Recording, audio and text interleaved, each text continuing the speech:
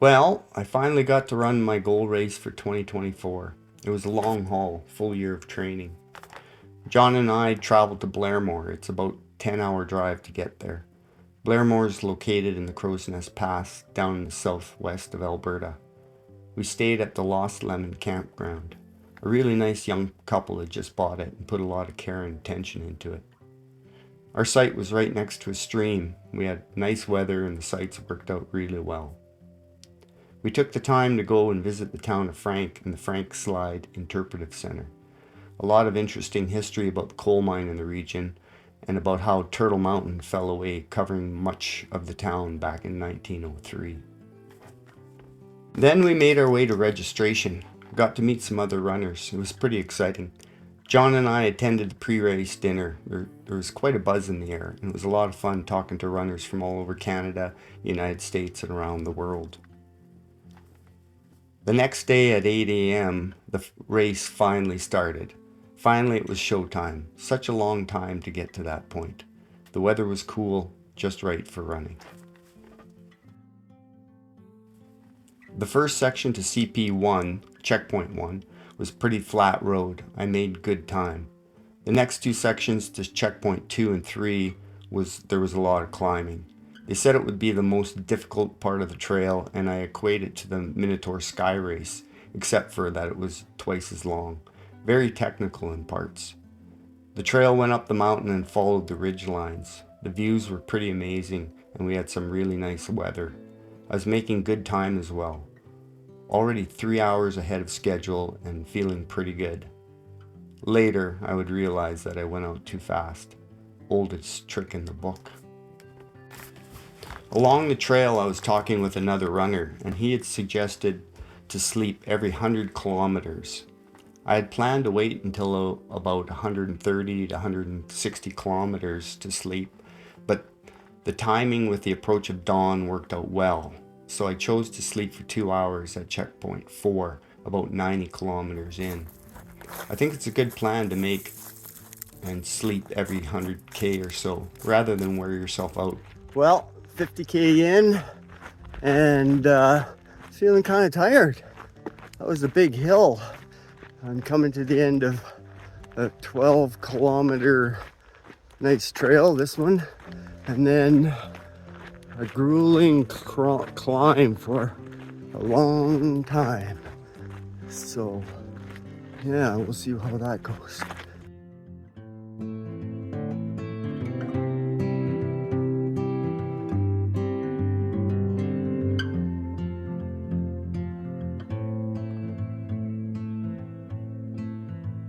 Bridge at night.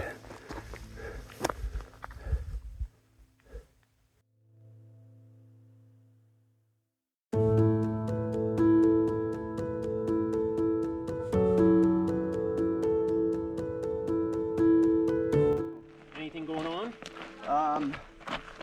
Besides the tilt? Oh, I gotta get this pack down a little weight. I'm gonna dump some stuff.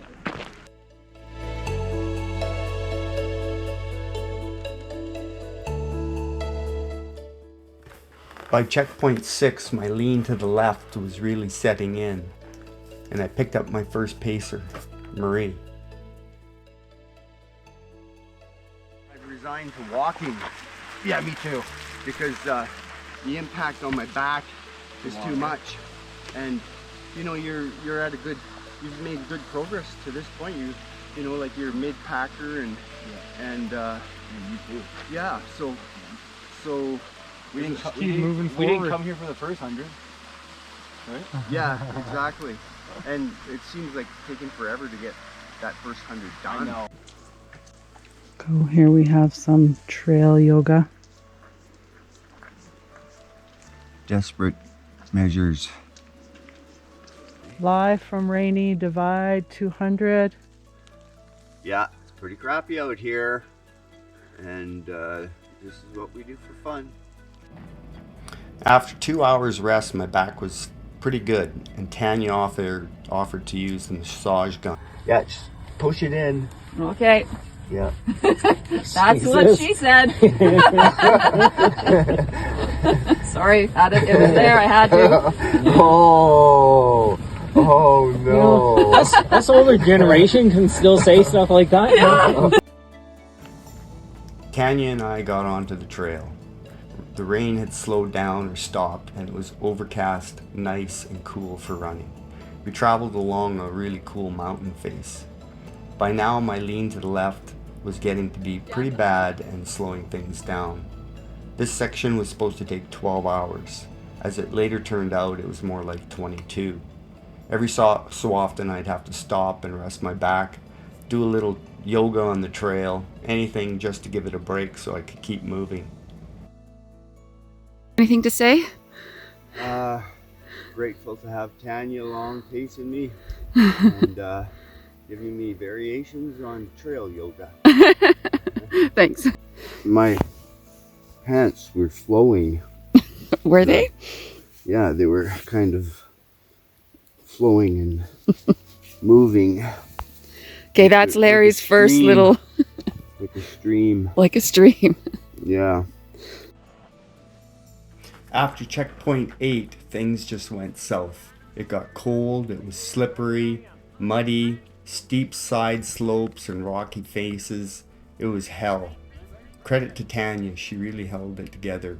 It took us 10 hours to cover 12 kilometers, and the final 2 kilometers, Tanya supported me and I was able to walk continuously to checkpoint 9. I can't describe how difficult it was. It was one of the most trying experiences of my life. Well, I want to just go. Did you hear us saying all our swear words? Yeah. No, do you have a few? Oh, hey. Larry! Have a seat, Larry. Hey, 61. 61, you made it. Larry, yeah, have a seat, man. And I'm dropping. Yeah. It's only when you're trying to walk. And you know what? I'll be fine tomorrow with $10. Mm-hmm. And there, you know, it was funny. One of the runners said, "Yeah, it's ultra lean," and Tanya, I've heard of runner's lean before. okay, well, Yeah. so it's runner's lean, and so as far as you know, what causes it? Exhaustion. Yeah. See, they were saying electrolytes. I don't think they really know, but I ended up completing about 140 miles over 62 hours, my longest run to date, and it's definitely some unfinished business here. I've never had pacers or a support crew before, and that was wonderful. So much more fun to share this type of thing with other people. Huge thank you to John, Marvin, Marie, Tanya, and Annie for traveling all the way down to Crow's Nest Pass and taking the time to be a part of this. I'll remember sharing this event with them as one of the greatest times in my life. As a final point of interest, while Tanya was pacing me, we kept crossing paths with a fellow who was hiking the Great Divide Trail. He said he'd been on the trail for 8 days. He stopped and camped at checkpoint 8, so would have been following our path the next day. Both Tanya and I think that it's highly likely that he may have been the fellow who was attacked by the bear on the trail on Friday the next day. Northwest of Coleman and about 10 kilometers along the trail to Window Mountain Lake, both access routes remain closed. This after a bear attack left a hiker with serious injuries Friday. There were extensive injuries. The person was unable to get themselves out of the situation.